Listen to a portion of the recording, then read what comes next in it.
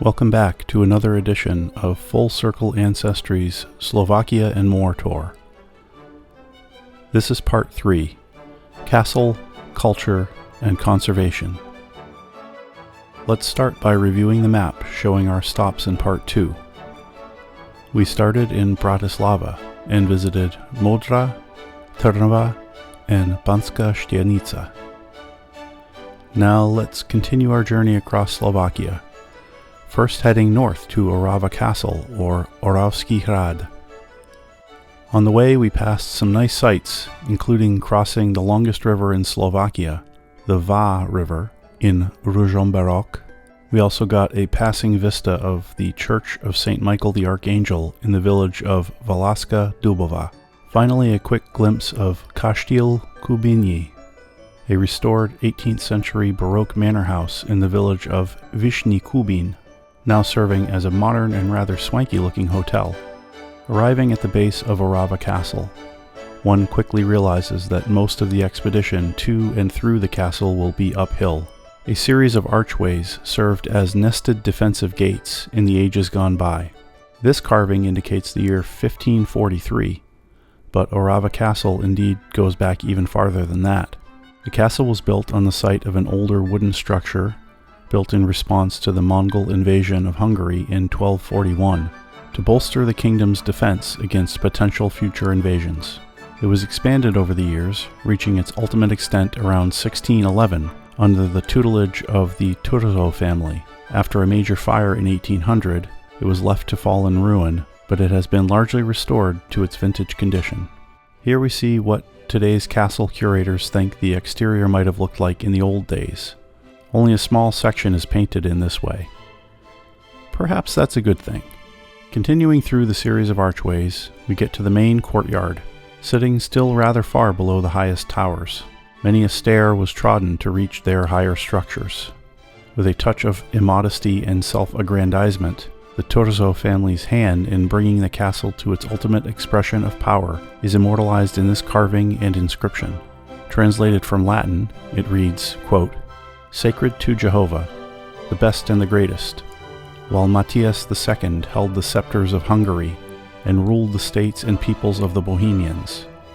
Count Turzo, boldly carrying out the lofty duties of the Palatine Viceroy, and with the favor of Christ, ensured that these temples, these sanctuaries were made and enlarged, that in them posterity may worship you, propitious God, in the year of our Lord, 1611. End quote. Count Turzo might be guilty of having a slight superiority complex, but after all, he was the Count. That is the man in charge of Orava County. That's where the word county is derived. Originally, a count ruled a county, just like a duke ruled a duchy, a king a kingdom, and an emperor an empire. To protect his domain, the count ensured there were swords in place, a cannon poised for action, and a musket at the ready. We can only assume the trees weren't blocking the view back in the day. The further up we went, the better the views got. From here we see as far as the high Tatra Mountains. More on that in a future episode. Within the safety provided by the higher reaches of the castle, the ruling class are represented in these ornate chairs carved to commemorate their various family crests, with these portraits commissioned as further commemoration. One portrait even includes a rendition of Orava Castle itself. As I said, the views keep getting better and better. In addition to being a sucker for a sundial, I'm also a sucker for a cross-section of a tree whose earliest rings date back well into the early 1600s. As we began to work our way back down, we caught sight of the uppermost portion of the castle, off limits to us during the tour. It presents itself as formidable and demonstrates the logic of building such defenses on this rock summit near a strategic river junction.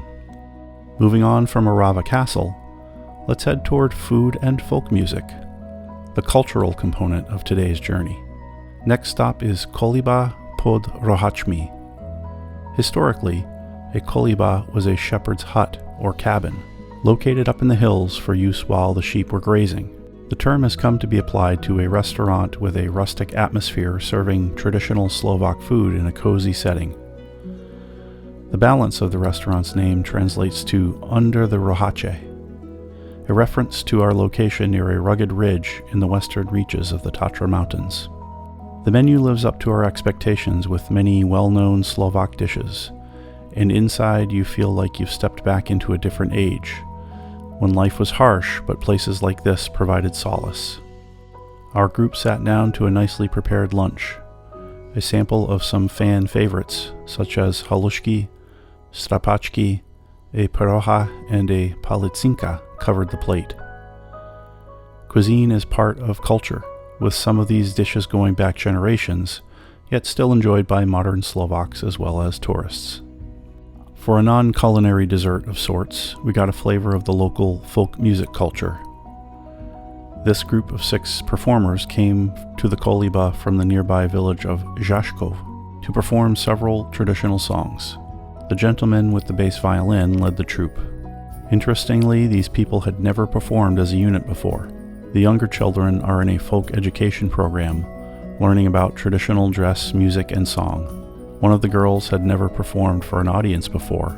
Given that background, their performance is even more impressive. Listen for 1 minute while they share their heritage through music and song.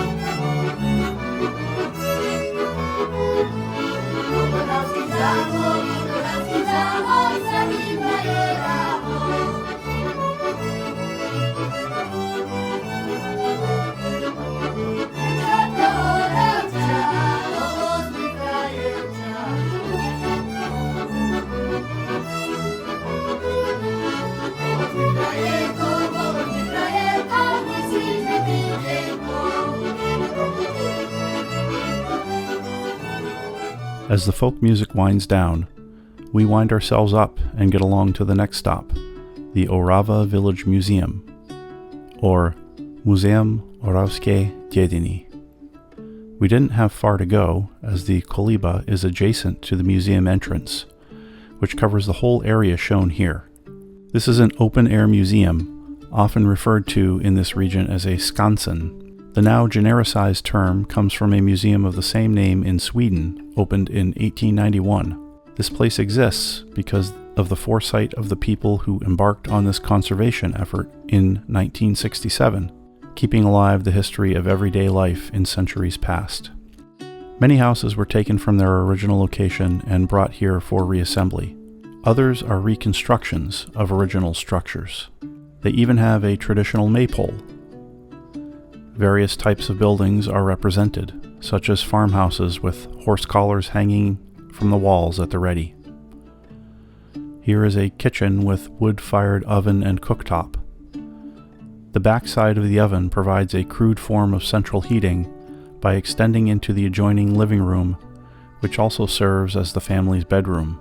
Beyond home life, activities such as farming and a mill with a functioning water wheel are on display. The museum is composed of sections based on different subregions within the historic Orava County. We see different styles of architecture, different sizes of houses, some more glamorous, some more rustic. Some nice roof shingle work is on display. More on that in a future episode. We also found our first vintage wooden church of the tour. The skansen contains the Roman Catholic Church of St. Elizabeth, originally from the village of Zabrej. The door to the church was locked, but we got a peek at the altar and the fine painting behind, plus a tantalizing view of its diminutive nave. We'll get a more thorough examination of the interior of a historical wooden church in a future episode. The open-air museum also presents subtler views, flowers in the windows, flowers in the meadows, and a peaceful stream flowing through its middle. I hope you've enjoyed this phase of our journey. It's time to load up the cart and move on. Next time we'll explore majestic mountains and medieval city, plus maybe a few more surprises. Thanks for watching this episode of the Slovakia and More tour. Please like and subscribe. Please leave a comment. Talk to you soon.